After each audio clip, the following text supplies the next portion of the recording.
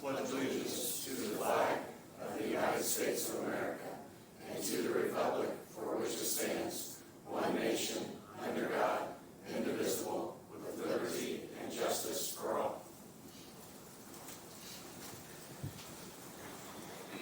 All right. We're going to start with the approval of minutes for the July 1st meeting. Move to approve. Second, all in favor say aye. Aye. Aye. New business, legal issues. The only thing I've got this morning is we did receive the quitclaim deed from the town of Colfax. This is for the trail north of Thorntown up to the county line. As a reminder, about 5 years ago, you allowed the town of Colfax to obtain that land from the Friends of the Boone County Trails, and it was used as their match for the Next Level Trails grant so that it can be improved. The improvements are complete. I think there might be a little question on signage, but Max and Nick are going to work on that and take care of the signage. Outside of that, the trail has been improved. It's in good shape, and so as part of the ordinance that you adopted, you agreed to accept transfer of the rails property. It will be owned and maintained by Boone County. Max and Nick have already been working on the arrangements for that. I've talked to the sheriff's office about it. They will patrol it. They already do now anyway, but they're aware that it will be county property. So with that, the town of Colfax has signed the quitclaim deed for the property, and I would like your acceptance and allow us to record that deed. Move to accept. Second, all in favor say aye. Aye. Aye. And I believe that's all I have for legal issues. Next we have Jeremy Burton with Comcast with an announcement.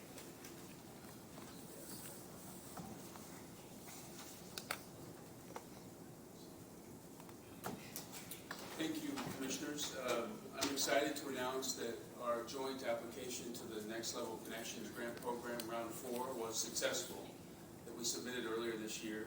Last month, the state announced that the $11.3 million project that's going to bring high-speed fiber optic internet to 180 unserved homes and businesses.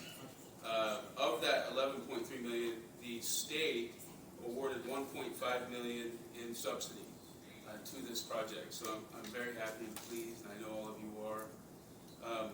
Comcast's private investment of that is $9.7 million, and we're very grateful to the commissioners and council for the $10,000 local match. We believe that pushed us over the top and helped us in the scoring criteria, so thank you very much. I have a packet here for you guys that has a timeline of construction and a summary of the project, and also a map. The map didn't print very well, so I can send you a digital map later. As we prepare to begin construction, I was able to meet Nick at your permitting office, and we look forward to making sure we follow every rule, meet every demand, and restore every yard as we work in the rights of way. We ask for patience, and as our guys work, and hope that we're able to restore everything to everyone's liking. And I personally commit to you, all of you, if there are yard restoration issues that come up that are pretty serious, please bring them to me, and I'll white glove that internally at Comcast. So we're very excited about this project. You know, when you get the Xfinity fiber optic to your home, you don't just have access to the high-speed internet. There's also video, voice, Xfinity Mobile, home security. So there's a myriad of services that are going to improve the lives of your citizens. Additionally, we have the low-income program, Internet Essentials, that provides $9.95 a month internet for low-income families. So we're very proud of that program.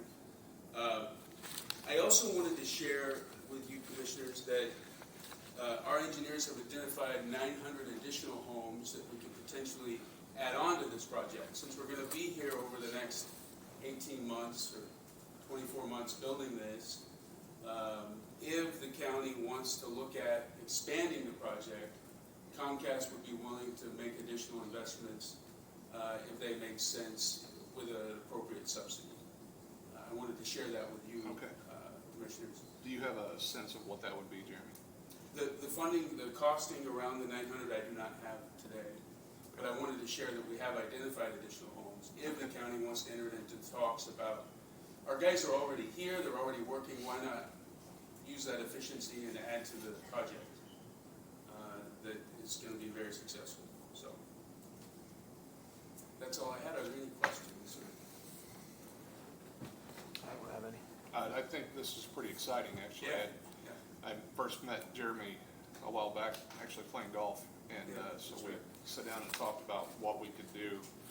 And he brought this project to us, and with a $10,000 investment from the county to receive almost 2,200 homes being serviced, I think is a pretty huge project. So Yes, sir. I'm very happy that we formed a partnership with Comcast, and I'm looking forward to how this turns out. Likewise. You guys are a pleasure to work with, and we love Boone County. Jeremy, would it be possible to send us this map digitally? Yes, sir. Absolutely. I'll send it to Haley. Haley. Thank you. Okay. All right. Thank you, guys. Thank you.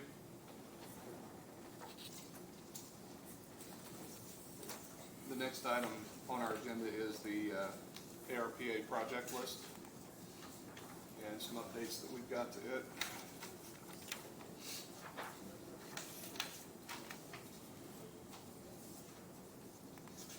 So are these all just the new ones?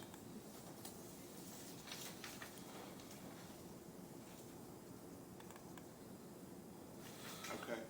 Well, to make this, I'm just going to read through some things that we have added to our ARPA list. We originally had allotted a certain amount of money to different projects. Some of those projects came back significantly lower cost than what we originally had put into them, which made available some money. We also had some money available through this broadband program that we didn't spend. We originally thought we were going to spend. So I'm just gonna read through these really quickly, and these will be added to our list today, and then we're going to continue. I think Debbie needs to put a report in by the end of this month. So this will be a part of the report, and then we'll make some final changes to this in the next couple of months to finish out what we've got. So we've got the Brozier Ditch, Belt Ditch, Eddard Green Ditch, McBain Ditch, Henshaw Ditch, and Threlkeld Riggins Ditch, the Shank Tile, and Weatherall Ditch Cleanout. These are all projects that the surveyor's office identified as projects that would get delayed if we did not use ARPA funds because there was not enough money in the maintenance funds to do them. So we're doing these additional projects that total $508,000. We have some bridge replacement projects that we've added. Bridge 84, Bridge 139. Bridge 84 is 400 east and 200 north over Browns Wonder. 139 is 875 west of Baseline Road over Walnut Forge. Bridge 229, 600 west south of Mid Jamestown Road over the West Fork of Big Walnut. Bridge 70, 600 east south of 250 north over Mounts Run.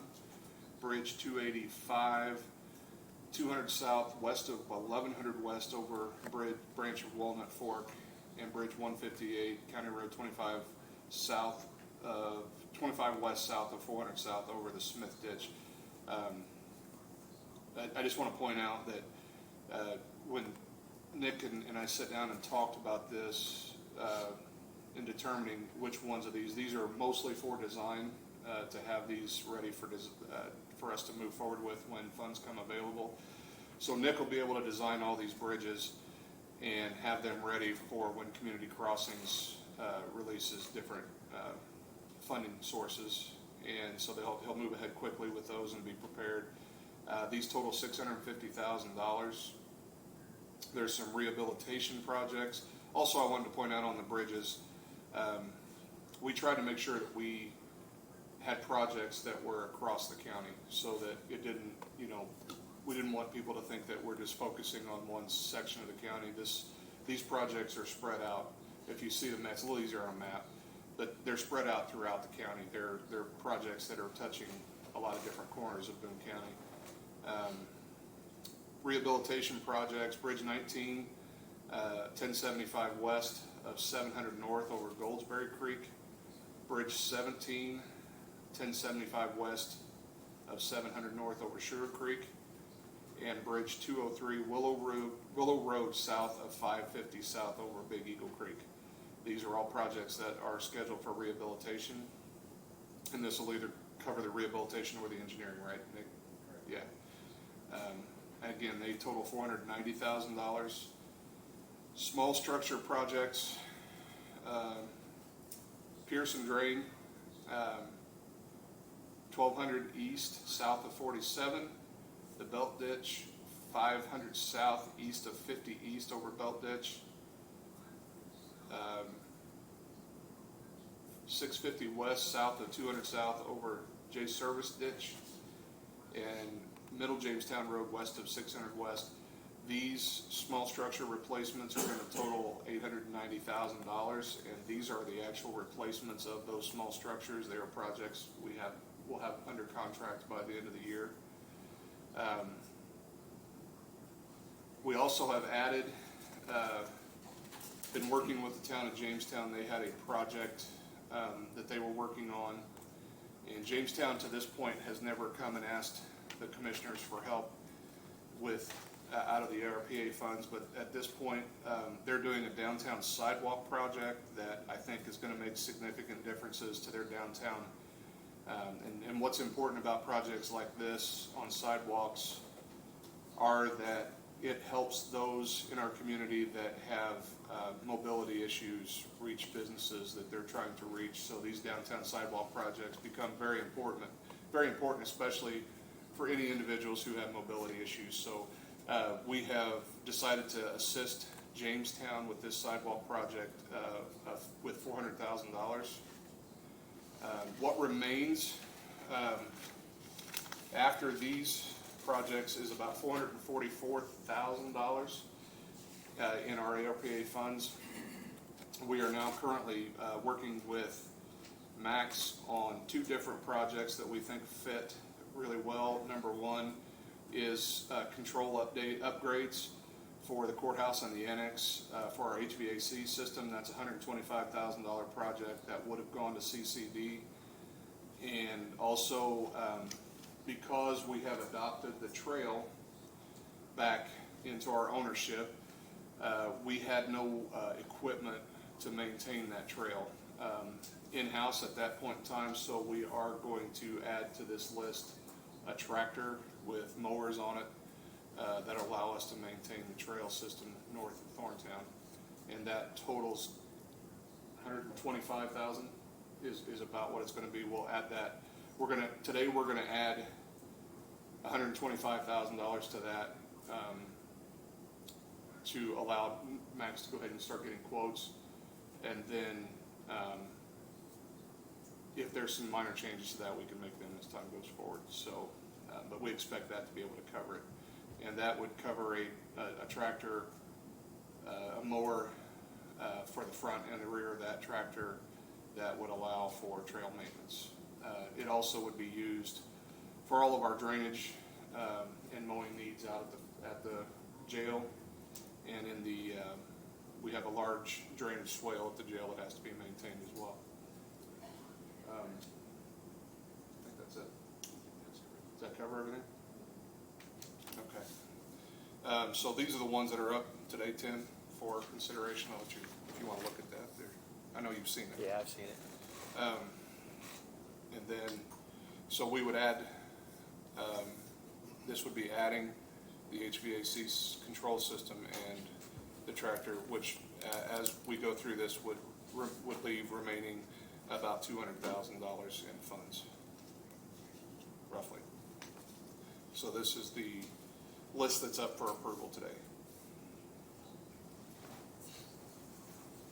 I'd make a motion to approve. I'll second it.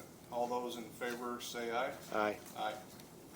And we will be presenting this, Debbie will get you a copy today. We'll be presenting this to the county council for appropriation in the August meeting.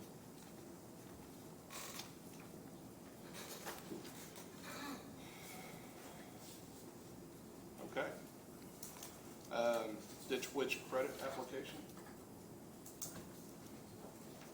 Yeah. Sorry about that. Yeah, so I have a credit application for Ditch Witch. We've recently purchased a jetback trailer for the highway department.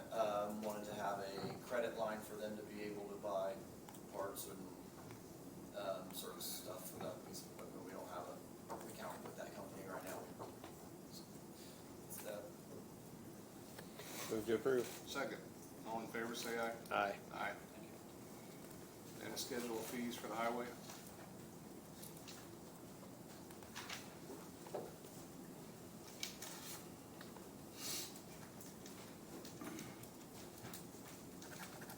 Nick Barr, Boone County Highway. The schedule of fees is for the work in the right-of-way permits that was established in 2017, 2018, when the previous right-of-way ordinance was approved. So this request is to update the schedule of fees to come up to what our current costs are, the cost of reviewing the permits, the cost of inspecting the permits, the cost of oversight has obviously increased in 2017 and 2018. So this is a update to that schedule of fees. There was previously no charge for an open road cut across a gravel roadway, and this adds a new fee. It's only $50 for the new cut permit across the gravel roadway, but frequently those are the ones that we see the most issues with due to the backfill as they go across when they're typically bearing a tile or utility across the gravel roadway. So that's a change outside of what it was previously. And then there's also a change. There was I'm not really clear why there was a statement on the schedule of fees that indicated when a permit was or was not needed. Under the placement of removal of poles and overhead lines, there was a statement in there indicating if there was existing poles, no new utility or no new right-of-way permit was going to be needed, although they would be working in the right-of-way to add new lines to a existing pole line. And our frequent issues there are the height that they get installed, so there's a minimum requirements that they have to stay away from power lines, and what happens is they just go lower, and then our farm equipment frequently has trouble using roadways or unloading or loading equipment and materials when they're working in our right of way. So that's the main two changes other than the increases of fees. Just want to bring those to your attention, just requesting the adoption of this new fee schedule for the working right of way permits. I move to adopt. Second. All in favor say aye. Aye. Aye. Thanks, Nick.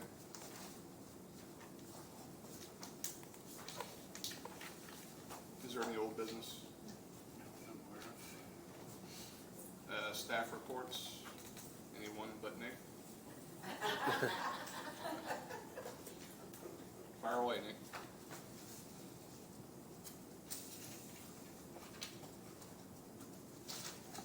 Okay, so first item I have is Bridges 17 and 19 construction inspection. We held off on getting an inspection agreement for these two projects, though we recently found out that the contractor's going to be ready to start in a couple of weeks. And we're not going to be able to staff construction inspection internally.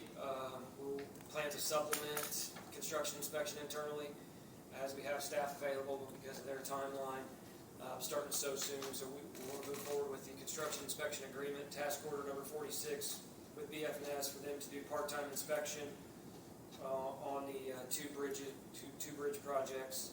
And we're requesting execution of that task order. Move to approve. Second. All in favor say aye. Aye. Aye. The next item is the Pearson Drain small structures. This is not part of the construction of these two small structures that are listed in your ARP projects, but this is preliminary work that would need to be done. This is an agreement with Stantec, which does hydraulic work, consulting services. We want to determine the downstream impact of replacing two of these small structures. So the size of them needs to be increased And if we increase the size of these two structures, we want to verify that there's gonna be no negative downstream impacts to property, that the stream will still be able to handle the additional water flow that's getting there. It's the same amount of water, it's just getting there quicker than what it previously did. So we're requesting execution of this agreement with Stantec pending the approval of the legal department, so that we provided them some comments, and we have not received their responses yet from their legal team. So we want to make sure that they comply with our request on that agreement before we would move forward. That's pretty cool. I'm the legal department now, huh? You're the legal department, I'm or the their legal legal department. department? I didn't even realize. Department of One. I did have some standard changes to their conditions, and I don't think they'll have any issue with them, but we haven't heard back. So I would request your approval, subject to their acceptance of those changes. So moved. Second, all in favor, say aye. Aye. Aye. The next item is right-of-way documents. So the project, the IEDC did the road improvements around the Lilly site. Part of the requirements was they would have to acquire the right-of-way and then turn that right-of-way over to Boone County. They have now made it to that part of the project where they have got the legal descriptions created. They've done all the right-of-way identification documents, and they need a signature on the sales disclosure forms. Sales disclosure form, yeah, these are the standard sales disclosure forms required by the state anytime property is transferred. There's obviously some exceptions, but as the IDC acquired this property, one of the conditions was that once the improvements were made, they were going to transfer the right-of-way back to Boone County. So all of those improvements have been made, and these are just the standard sales disclosure forms.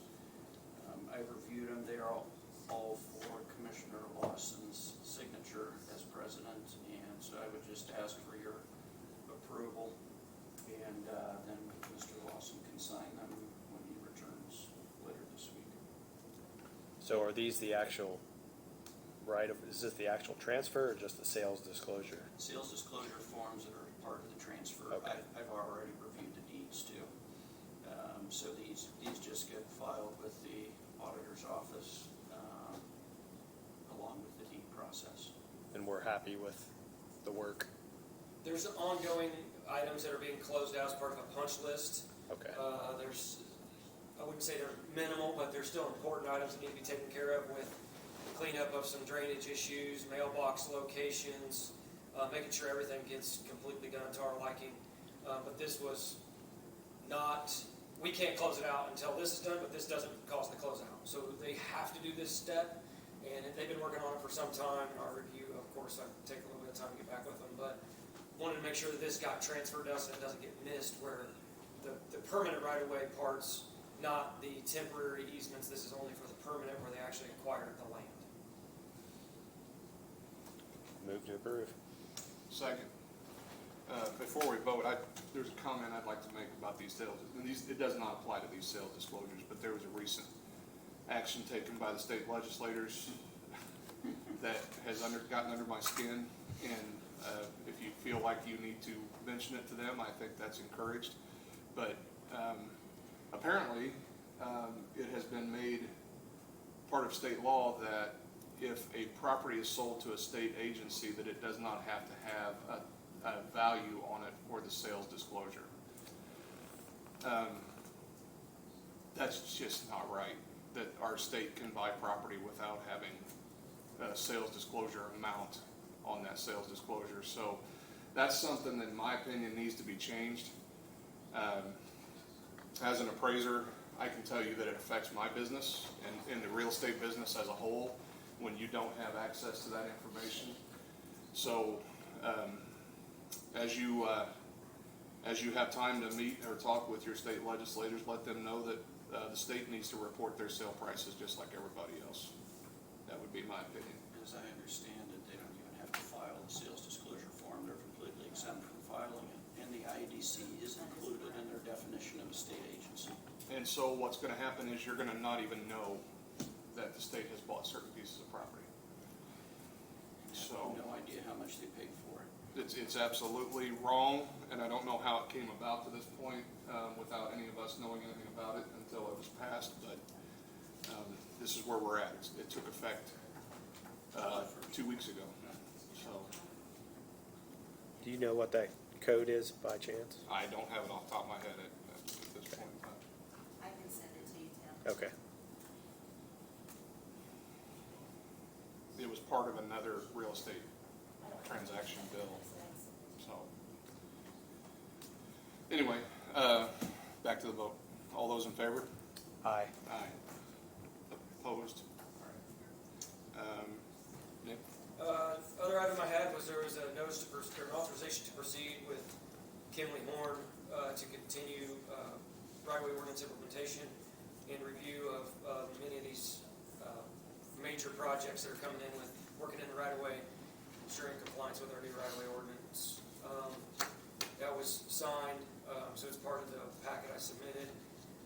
The other items I want to make sure I discuss, countywide sign replacement project. We just had bids open. It was an NDOT project, federal aid. They were open on the 10th, so they were open last week. We got 6 bids. Engineer's estimate was $1.7 million. Low bid was $1.17 million. The highest bid was $2 million. Bring all this up to let you know that this is 90-10 safety project, so our match would have been 10% of the full, of the lowest bid, which was $1.17 million.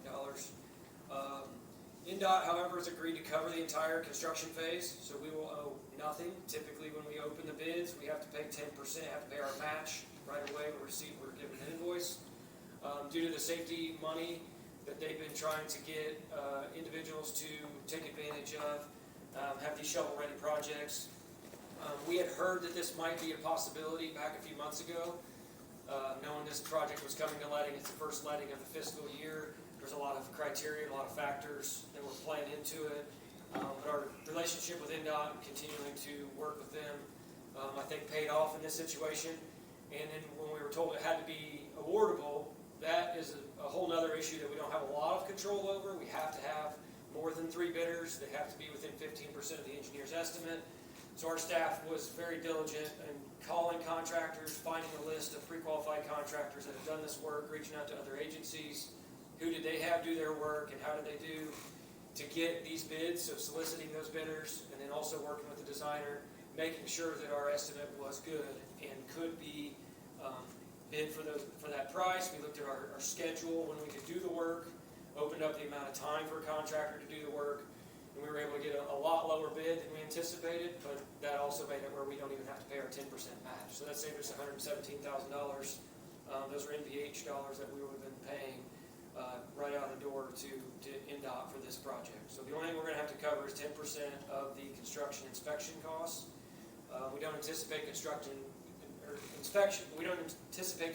to start for a number of months still. Likely will be throughout the winter time.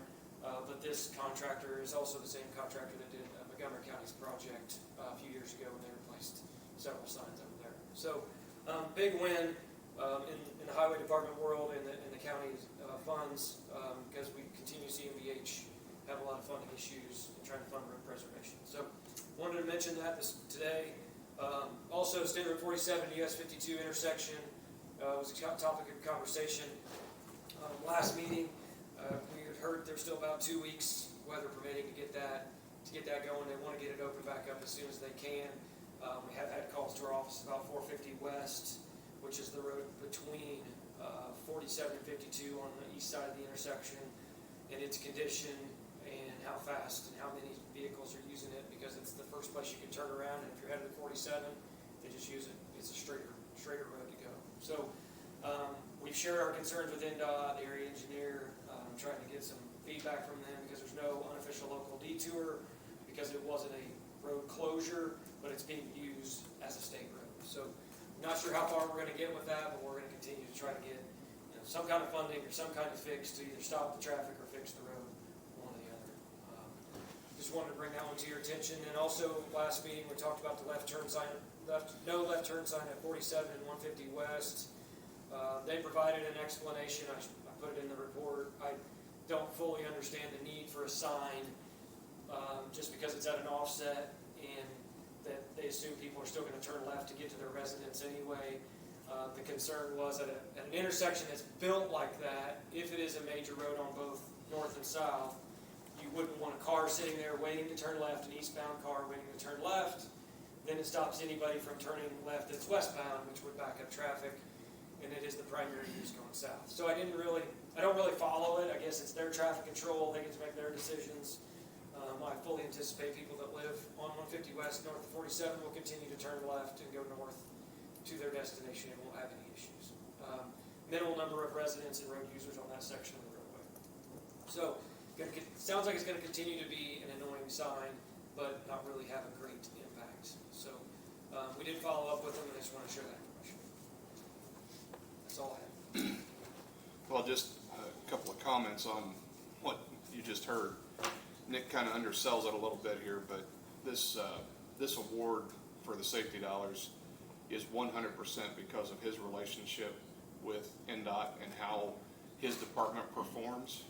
Because an underperforming department doesn't get this kind of consideration, and I will hold our department out as an example across the state of Indiana as one of the best highway departments, and with Nick at the leadership of that. And I'm just going to tell you that we continue to get awards that no one else is getting because of what they do at our department. Thank you. Thanks, Nick.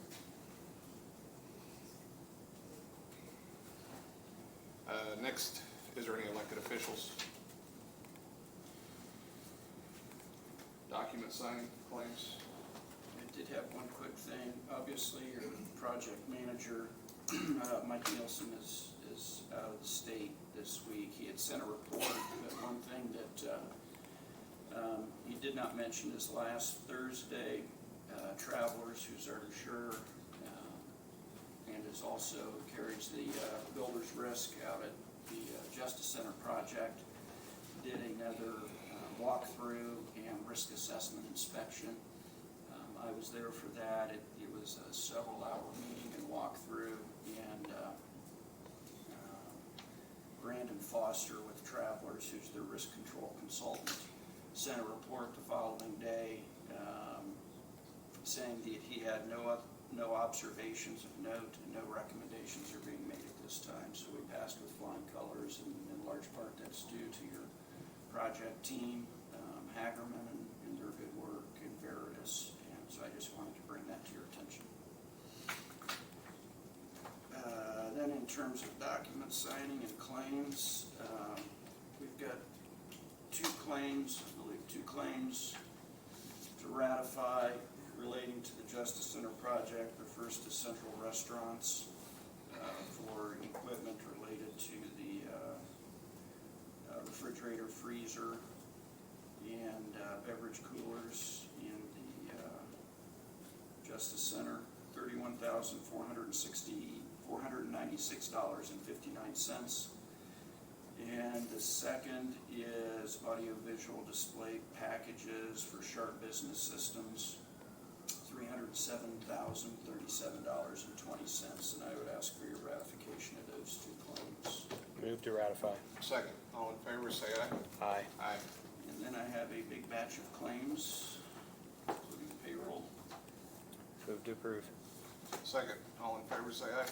Aye. Aye. Neil? Just a couple of things of note.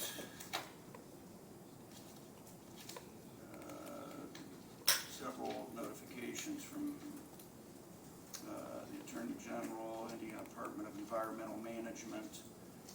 Then we did get one notice of public hearing for the Elizaville Christian Church in Clinton Township, requesting a development standards variance for a sign. And that's all the mail I've got. Do we have any public comment today?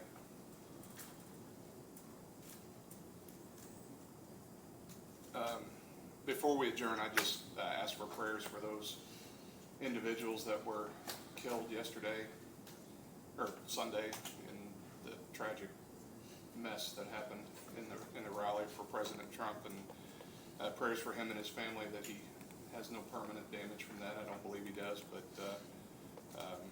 what an atrocity, and hope that our country can be better than this. moving forward. But I would just, that young man that lost his life, and his young family, it's a tragedy. So with that, I would just ask you to keep all those in your prayers going forward. And I just need one more. Move to adjourn. Second. All in favor, say aye. Aye. Aye. Thank you.